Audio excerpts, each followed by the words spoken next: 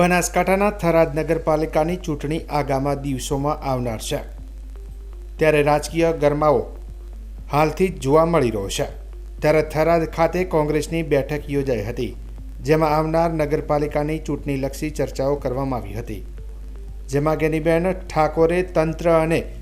વિધાનસભાના અધ્યક્ષ ઉપર ટિપ્પણી કરતા જણાવ્યું હતું કે ઉમેદવારી કઈ રીતે કરવી, ડોક્યુમેન્ટ કઈ રીતે લાવવા વર્ષોથી તમે કરો છો બધા, પરંતુ એટલું ચોક્કસથી કહીશ કે અત્યારથી લાવી રાખશો તો છેલ્લે ઘડી દોડાદોડી નહીં થાય અને વહીવટી તંત્ર કોઈ હવે એવું રહ્યું નથી કે ખેલદિલીવાળું હોય। તમારું ટાઈમસર ફોર્મ ન ભરાય તે માટે છેલ્લે ઘડીએ તમે દાખલો લેવા જો તો આના બાના કાઢીને અત્યારના અધિકારીઓ લોકશાહીને માનતા નથી, એટલે કે ક્યાંક ન આપવાના કારણે ફોર્મ ન ભરી શકીએ તેવો પ્રશ્ન ઊભો ના થાય। વધુમાં જણાવતા કહ્યું હતું કે વિધાનસભામાં ચૂંટણીમાં પૈસા વેરવામાં આવ્યા હોય, પોલીસ દારૂ લઈને પહોંચાડવાની હોય અને આટલી બધી તાકાત લગાવ્યા છતાં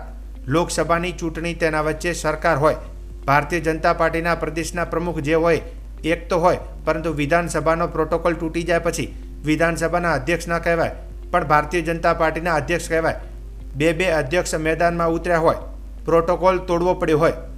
ત્યારે માત્ર 700 વોટોનો ગાળો આવ્યો હોવાની વાત સાથે ટિપ્પણી પણ કરી હતી। આવનાર ચૂંટણીમાં આપ સૌને માર્ગદર્શન આપવા માટે અને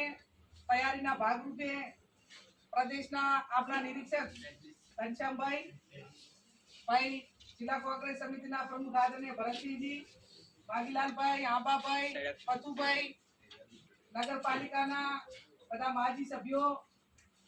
જિલ્લા પંચાયતના સભ્યો, આપ સૌ વરિષ્ઠ આગેવાનો, વડીલો, યુવાન ભાઈઓ અને બહેનો, મારે હવે કઈ વિશેષ કહેવાનું નથી। પૂરું માર્ગદર્શન,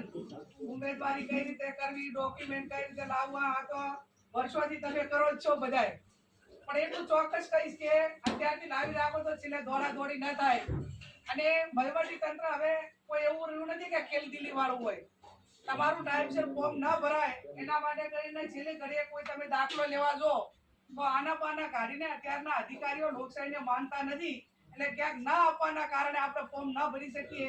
એ પ્રશ્ન ઉપસ્થિત ન થાય। આ વિધાનસભાની ચૂંટણી એ આવડું મોટું જાતિ સમીકરણ બદલાય, આટલા પૈસા વેરવામાં આવ્યા હોય, આટલી બધી જે એક તાનાશાહી ભર્યો વહીવટ તમે જુઓ તો પોલીસ એ દારૂ ગાડીઓ કે ચા મેલવાની ભરીને કોઈ જગ્યાએ પહોંચી જાય, ગાડી લઈને પોલીસ દારૂ આપવા જાય અને આટલી બધી તાકાત લગાવવા છતાં જે લોકસભાની ચૂંટણી વચ્ચે ને એના વચ્ચે સરકાર હોય કે આખા ઓલા ભારતીય જનતા પાર્ટીના જે પ્રદેશના જે પ્રમુખ કહેવાય એ કદાચ એક તો હોય પણ બે પ્રમુખો, જેમ કે વિધાનસભાનો પ્રોટોકોલ તૂટી જાય એટલે પદે એ વિધાનસભાના પ્રમુખ અધ્યક્ષ ના ગણાય પણ એ ભારતીય જનતા પાર્ટીના અધ્યક્ષ ગણાય।